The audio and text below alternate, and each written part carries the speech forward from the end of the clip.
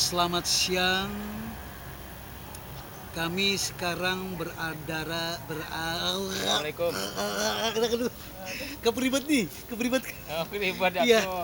aduh, Lagi nongkrong nih. iya ini nih Ada apa nih? kita ngomong ke serimpet nih jadinya nih. Oh, Kita gitu. ulang lagi nggak apa ya? Oke, oke. Aduh, kami sekarang berada di antara hutan Srengseng dan Kali Pasanggerahan ya Pak ya. Kali Pesanggerahan. Iya, itu suasananya adem, Hmm. pohon-pohon hijau, rindang. Terus ada tanaman-tanaman ini Pak, Apa tuh? singkong nih Pak, di sini Singkong, Pak ya. ya. Sepanjang ini singkong ya Pak ya. Singkong dan bunga sini banyak. Oh, aduh enak banget Pak ya. Nah ini kemudian kami Bapak Gusti Wahyudi dan Rusawan GC pengen sedikit mengulas Pak ya, Iya, mengulas tentang mat item Pak ya. mat hitam. Mat item dari mana sih Pak? Dari Betawi dia. Dari Betawi ya. Oke ya. Ingin mengulas, kami menyontek dari Google Pak ya. Dari Google Pak ya. Betul. Iya dari Google, kami menyontek dari Google. Nah sebelum membacakan riwayat dari sekilas dari mat item ini, kami ingin memberitahukan bahwa di Jakarta ini terdiri dari 13 sungai Pak, yaitu Sungai Ciliwung, Sungai Angke, Sungai Pasanggerahan, Sungai Grogol, Sungai Krukut, Sungai Baru Barat, Sungai Mukfat, Sungai Baru Timur, Sungai Cipinang, Sungai Sunter, Sungai Buaran, Sungai Keramat, dan Sungai Cakung. Cakung. Ya. Nah, kami ulang, kita adalah di pinggiran Sungai Pesanggerahan. Pasanggerahan. Baik, ayo Pak Gusti, kita mulai Pak Gusti. Ya, Kita silakan. membacakan sekilas tentang tokoh Mat Item. Mat Item tidak punya reputasi sebagai pahlawan seperti si Pitung, si Jampang, dan Entong Gendut yang melawan penjajah Belanda. Cerita Mat Item terjadi salah proklamasi kemerdekaan di sekitar tahun 1946-1949 di daerah sekitar Jakarta Barat. Dia menjadi legenda karena kesaktiannya yang tidak mempan senjata tajam maupun senjata api berkat jimat-jimat yang dikenakannya. Mat hitam dikisahkan lahir di daerah Srengseng, Jakarta Barat, persis yang kita tepati hari ini. Yap, Dan dikenal sebagai seorang jago silat di seantero Jakarta Barat.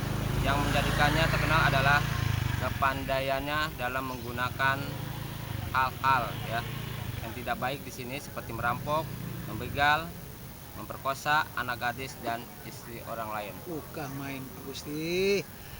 Dan dia juga anak buahnya sangat ditakuti masyarakat sebagai kekejamannya dan tindakan merampok tanpa pandang bulu. Siapapun kalau perlu dirampok akan dirampoknya, sehingga hal ini sangat menakutkan penduduk, lebih-lebih pada malam hari. Hal ini membuat polisi dan tentara bertekad untuk menghabisinya. Namun setiap kali disergap dia selalu bisa meloloskan diri, meskipun telah diberondong dengan senjata berkat jimat-jimat yang dikenakannya. Sampailah pada suatu saat ada seseorang yang ternyata bekas anak buahnya membuka rahasia kekebalannya. Katanya, kekebalannya akan luntur kalau tubuhnya dalam keadaan basah. Begitulah pada suatu hari ketika dia sedang mandi di Kali Palmera, atau versi lain mengatakan di Kali Angke, dia diberondong senjata dari satu regu tentara dari Kesatuan Kala Hitam yang bermarkas di Jalan Tanah Abang 2. Bagaimana ceritanya? Dia bisa dihabisi oleh satu regu tentara. Muncul berbagai versi cerita yang berbeda. Ada versi yang mengatakan dia ditembak dengan pistol oleh komandan regu. Ada juga yang menyatakan dia diberondong rame-rame oleh satu regu tentara. Lalu tentang jenazah ada versi yang mengatakan tenggelam di sungai dan tidak ditemukan.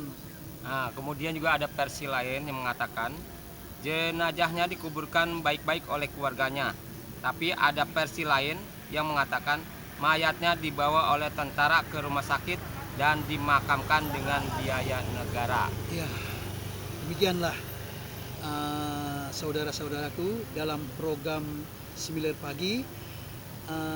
Berita tadi kami kutip dengan seizin penerbit Masuk Jakarta dari buku Abdul Khair, ya, Folklor Betawi, ya, halaman 138 sampai 141. Bukunya tersedia di Tokopedia, ya Pak ya. Iya betul. Oke. Jadi ini sekilas tentang mati tembak ya. Hitam. Serem juga Pak ya. Nah, silakan. Punya jimat, Mau punya ini. apa? Bacakan. Oh iya, saya punya puisi silakan. nih.